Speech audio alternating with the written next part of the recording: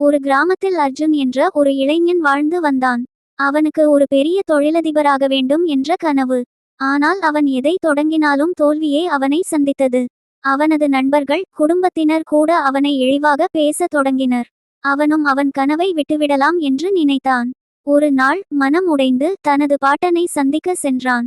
பாட்டன் அமைதியாக பசுமையாக புன்னகைத்து அவனுக்கு ஒரு சிறிய மூங்கில் விதையை கொடுத்தார். இதனை நடு, அதை தினமும் பார்த்துக்கொள் என்றார். அர்ஜுன் அதை மண்ணில் நட்டு தினமும் நீர் ஊற்றி பராமரித்தான்.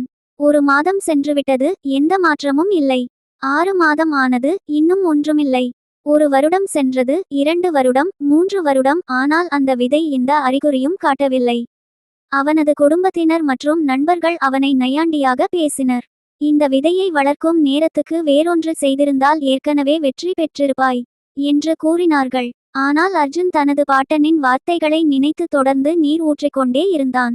5வது ஆண்டில் ஒரு நாள் திடீரென மூங்கில் செடி மண்ணிலிருந்து முளைக்கத் தொடங்கியது. 3 மாதங்களுக்குள் அது 90 அடிக்கு உயர்ந்தது. அதிசயம் கண்ட அர்ஜுன் பாட்டனை சந்தித்து கேட்டான், நானும் இதுபோல் ஏன் விரைவில் வளர முடியவில்லை? பாட்டன் புன்னகைத்து கூறினார், மூங்கில் விதை நீண்ட காலம் மண்ணின் கீழ் வேர்களை பரப்பியது. அது எவ்வளவு உயர வளரப்போகிறதோ அதற்கு அடிப்படை வலிமை தேவை. அதுபோல் நீயும் அடிப்படை சுவாரஸ்யம், அறிவு, அனுபவம் குவிக்க வேண்டும். சரியான தருணத்தில் வெற்றி நீயே அடைந்து விடுவாய். அந்த நாள் முதல் அர்ஜுன் தன்னம்பிக்கையுடன், தொடர்ச்சியுடன், மனோதிடத்துடன் செயல்பட்டு தன் கனவை நிஜமாக்கிக் கொண்டான். வெற்றி உடனே கிடைப்பதில்லை. தொடர்ச்சி மற்றும் பொறுமை வெற்றிக்கு வழிவகுக்கும். நம் அடிப்படை வலிமையை உருவாக்குவதே முதன்மையானது.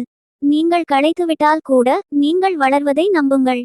வெற்றி உங்களது காலத்திற்காக காத்திருக்கிறது.